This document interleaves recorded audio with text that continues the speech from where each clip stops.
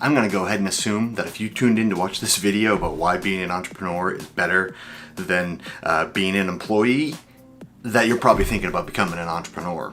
So I'm gonna share that from my 12 years of experience as a self-employed entrepreneur in the digital marketing space. Here's all the reasons why it's easier to be an entrepreneur than being an employee, and stick around because in another video I'll share why it's so much harder, but here's why it's easier to be an entrepreneur than it is to be an employee. So the number one reason as to why it's easier to be an entrepreneur than it is to be an employee, in my opinion, is freedom.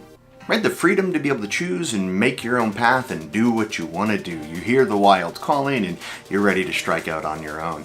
Freedom is by far the number one major benefit of being an entrepreneur. Now, those freedom come with some hooks and things that, actually don't allow you to be as free as some people would want you to believe the freedom is, but certainly being an entrepreneur provides you much more freedom than having a job, because we can really decide what, who, and where we want to do and what we want to work with. And so freedom is a wonderful benefit of being an entrepreneur as compared to being an employment situation. The number two reason that I love being an entrepreneur and why I think it could be easier than being an employee is, well, income. And I mean like unlimited income, meaning there's lots and lots of income options. And so if you need to make more money as an entrepreneur, then what do you need to do? You just need to do more of what you did that got you to where you currently are, so you can go ahead and start making more money. And so as an entrepreneur, you have options to create more income. And so when I reflect on my business at the end of the year and decide, okay, boy, I want to make another 100 grand this year, or I want to make another $10,000 this year, whatever it is, then I can say, here's the goal. How do I get there? And in some cases, what I love about it is, since I have the freedom and the unlimited income potential, then maybe that involves starting another business or looking for another avenue to generate income from. So being an entrepreneur provides you that ability to say, man, I deserve a raise. I think I'll give myself one.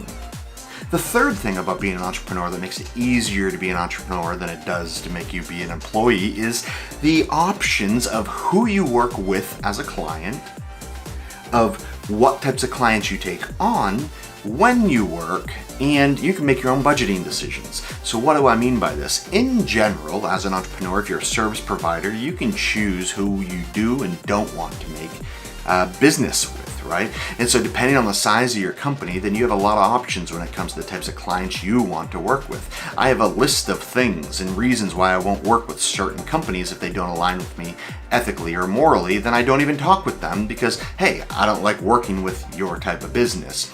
The other thing about it is that I love being able to make my own decisions on where I work. So typically I'm right here at Social Impressions headquarters. That happens to be right in my house in southern Maine. But other times it might be at a Starbucks, it might be in an airport, it might be in a mall, it might be wherever the heck I want to go, because I'm a solopreneur who has decided to build his company with mainly virtual help, which provides me lots of that first thing, lots of freedom. But the unlimited income side is that if I want to grow things bigger, I just need to make sure I have the right people to put in the right slots to allow me to give myself that raise we just spoke about. A fourth thing that I love about being an entrepreneur versus being an employee, and why I think it's a little bit easier, is taxes, right? As an entrepreneur, you have all kinds of options for tax write-offs. And so maybe you're traveling to the islands to get some clients and you can write off your trip. Maybe you're out to dinner with your employees and having a great time, but it's still a portion of that is still probably a write-off. There's all kinds of different financial benefits of being an entrepreneur when it comes to your taxes that there aren't there for being an employee. Now, when I do a follow-up video to this about why it's harder to be an entrepreneur versus being an employee, I'll come back to taxes again, and if you know, then you know. The final thing that I'll talk about that I think is the most obvious and probably the reason why most people become an entrepreneur is there's no boss. There's nobody here telling me, David, be here at 9 a.m. or 8 a.m. or 7 a.m. or I need this at this time or blah, blah, blah, blah, blah. I am not a slave to any master. And boy, is there such beauty in that. There's such a fantastic beauty in not having a boss and having someone to be able to tell me what to do and when. Because if you're a solopreneur service provider, you kind of do have a boss because your clients are actually like they're all like little mini bosses. But what's beautiful is you can choose what mini bosses you bring into your life because you own the business. So you still have some options as to saying, okay, here's the type of business I want to run, here's the type of people I want to work with, and here's the people who have proven that they're always been a dink, so I'm not going to go back into that industry. So not having a boss is, in my opinion, the number one advantage of being an entrepreneur versus being an employee.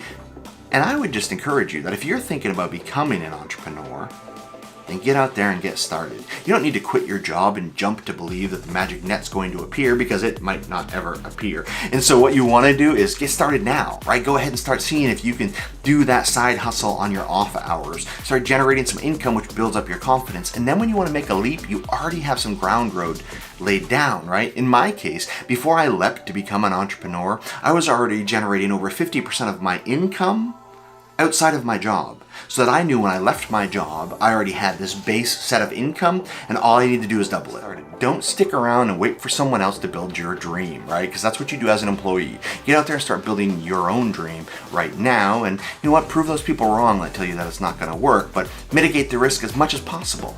So see if you can prove your concept prior to jumping in immediately, but get started on some level on those off hours when you're not out there currently working for someone else, because it is totally possible. I am nothing special. I am just your local community college graduate and then university dropout, right? And the only thing I knew about life is that I really don't like working for other people, and I really hate it when someone tells me to be here at 9 a.m. It just feels like they just slapped me in the face with a wet fish. So get out there, get started, you can do it. It's probably going to be a lot easier than you thought, and you deserve it. You deserve the freedom. You deserve to be your own boss, and you deserve that unlimited income potential. So the only thing that's holding back your income is whether or not you want to do all the work that's going to be associated with that income. But it's all possible, and it's all waiting for you, and there's plenty of space on the mountain. Join us. If you find this video helpful, I hope you'll like, subscribe, and share it with an entrepreneurial friend of yours. I talk about business, marketing, and finding life's balance, and release a new video at least once a week. If you have a specific question about entrepreneurship or social media marketing, please leave it in the comments below, and I might make a video just for you. And we'll catch you next time.